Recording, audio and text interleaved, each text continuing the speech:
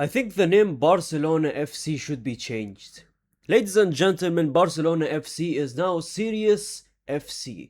Because I've never seen them move this way in a transfer window. I've never seen them move this way in a transfer market ever. I don't know how Deco just found his IQ again somewhere in there in Barcelona, deep in the trenches. I genuinely do not know, man. Deco is actually moving like a smart man. And I can't believe it. I genuinely cannot believe it. Laporta is out there actually investing money. Laporta is out there actually making Perez type of moves, with Perez type of IQ moves on who he is selling, on who he is buying.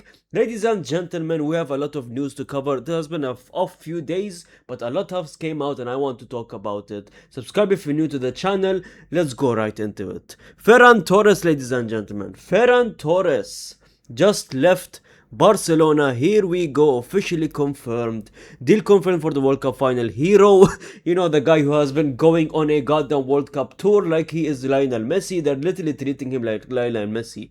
You had news outlets and like normal news outlets like New York Times or whatever going on TV shows in America, in New York, and they literally make him feel like he's Lionel Messi, man. Brother, this brother was so unwanted in Bars. They don't know who Ferran Torres is. But anyways, this brother is going on a World Cup tour. I'm happy for him. You know, after everything that he has went through with the Barcelona fans, I am happy for him. Let him enjoy his goddamn moment, man. But ladies and gentlemen, 50 million from PSG. I believe there's like a 10 million extra for some fees. So let's say around 55 million euros for Barcelona here. And I'll be honest, it's a low number, man. It's a very low number, and this is where the difference between Perez and Laporta comes right here. Because if Perez was here and he had a player that has scored the World Cup final, that even assisted in the Portugal game for the goal against Merino, he is crucial when he comes off the bench. And if PSG, if you know PSG, if you watched PSG, they rely a lot on players off the bench. They always have these rotational players, and PSG's way of football is just like that. Now the thing is, Ferran Torres going to PSG after disrespecting Barcelona, in my opinion, in this whole saga, right? He disrespected Barcelona. He said that he has a dream club in mind. Sure, players can have other dream clubs. Him playing for Barcelona doesn't mean that Barcelona is his dream club. I'm not saying that. But saying that while you're still on contract, saying that, oh, I wanted Barcelona to love me more and want me more while you still has a contract with Barcelona, and Barcelona fans were so patient with you. Barcelona fans loved you during all the times you have been missing in front of goal, right? But you go on this tour after scoring a World Cup final, acting like Lionel Messi, acting like you're Cristiano Ronaldo, going out there disrespecting the club, saying, oh, this and that. I mean, let's be honest. In PSG, you're still going to be a rotational player, if I'm being honest. You might go and win a Ballon d'Or. Look at Dembele. Look at what happened with Dembele. Left Barcelona. They said he's not going to be anything. He won one Ballon d'Or. He's on route to win the second if he want to. But ladies and gentlemen, that's the truth, man. He's going to be a rotational player in PSG as well. I don't know how it will affect him.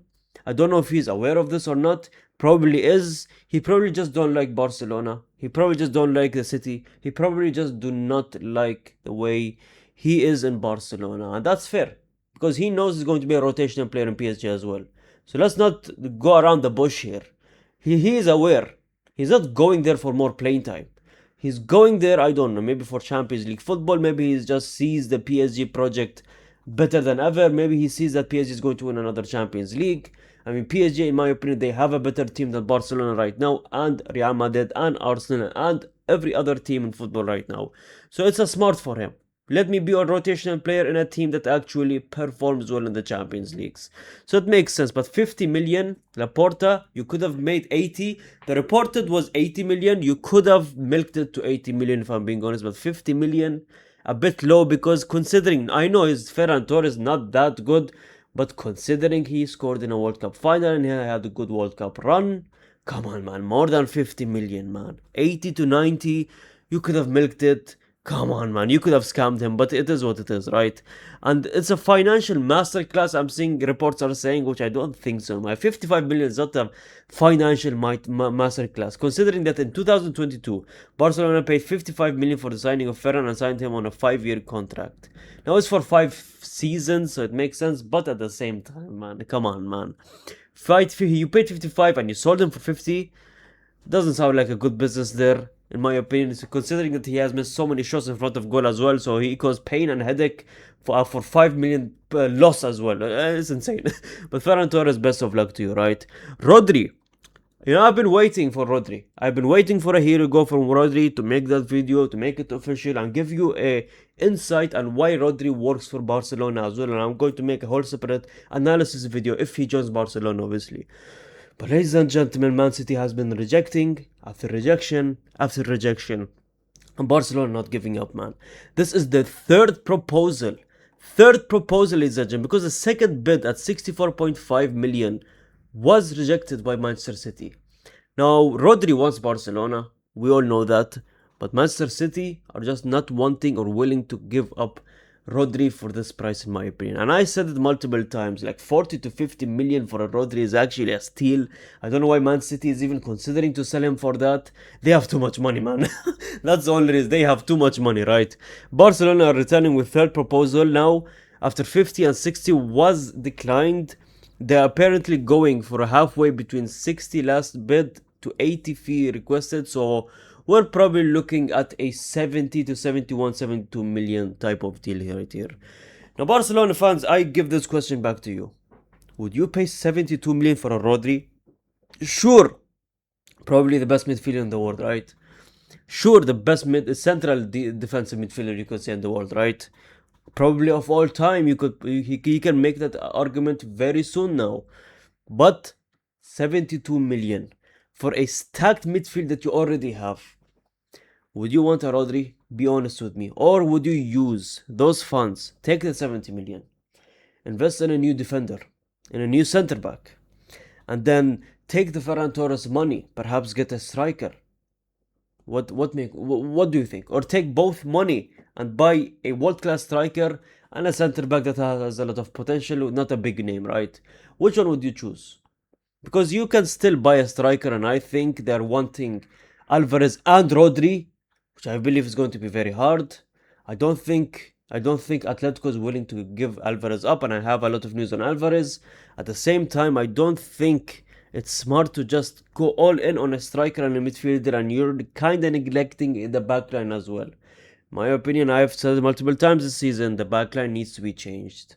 You sold Araujo, not really, he went on loan, but at the same time, no new centre backs. Conde at right back, is he good enough? Sure, you're bringing back Cancelo, but I don't know. Conde right back role, because Cancelo sometimes played left back, right? Right back, Conde really? Terrible World Cup run. Terrible last season and last 2 seasons, actually, in my opinion. Not the one before that was better, but the last season when he was terrible. World Cup season, terrible. Kunde's form is unbelievably low right now. And do you really trust him in the project? Do you really trust him going forward? Do you really trust that back line? I mean, sure, Kubarsi is unbelievable, right? But I don't know. I think they need more rotation. They need a replacement for Araujo as well, right? So I don't know what they are doing here. I don't think they're being smart with the investments. They should give Rodri to us. But anyways, like I said, talking about Alvarez, man. God damn, if you don't know what has been happening on social media, man. Alvarez's training footage came out. I want to show you this on your screens right here. Look at how isolated he looks. It is so sad. First of all, a sign of a man going through shit is his beard, his hair, him not going to the barber shop, him growing out his beard. That's the first sign where a man is going through shit, right? And look at him right there. Look at the isolation. It's very known. You don't need to be a psychological therapist to know what's going on, or a human language, body language expert. Look at it. Last at the line. No one's talking to him. Very isolated. And you can see from his facial expressions, he looks very sad. He doesn't want to be there. He genuinely doesn't want to be there. And I know his teammates probably don't even like him anymore, man. And there's reports coming out that Julián Álvarez is no longer hiding from his teammates in the dressing room. Probably because a lot of the videos came out and people have talked about it, right? He has now openly acknowledged that he made a mistake, fundamentally, but above all, he handled things and how he went to. He spoke to his teammates and told them to commit to them, and he probably says that, oh, I am wrong. He basically apologized for everything. And it makes sense because he had to apologize for what he said during the World Cup run. He went on an interview during a World Cup run and said that he's not happy at Atletico or he wants to leave or something like that, right? Which obviously he had enough. The club disrespected him multiple times, so he had the right to go, but again, it's disrespectful to your teammates and the fans of Atletico Madrid. So I think he should apologize to the fans as well, right? But Alvarez, I don't know, man. Hansi Flick, they are saying that they're still fully committed to signing him, and they have refused to activate the plan B, which is wrong in my opinion.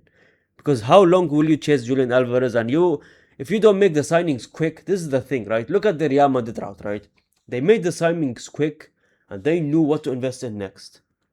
With Barcelona, the problem with them, right? They keep chasing and chasing and chasing while not focusing on other positions. And then the summer transfer window is done, and boom, you have a team that is the same team as last season. Which, in football, you cannot do that. Pep Guardiola says it. There's a famous quote: you cannot win the Champions League with the same team as last season, right? But look at this, right? Look at this. No plan B. Again, the same thing happened with Nico Williams' saga last season with Barcelona and Nico Williams. They chased him. He got a better contract and he stayed. Look at Julián Álvarez. They're chasing. Let's be honest, Atletico is just not willing to let him go. Now that he has apologized to his teammates and all, I think Alvarez is going to suck it up and stay until his contract ends, man. January or next season.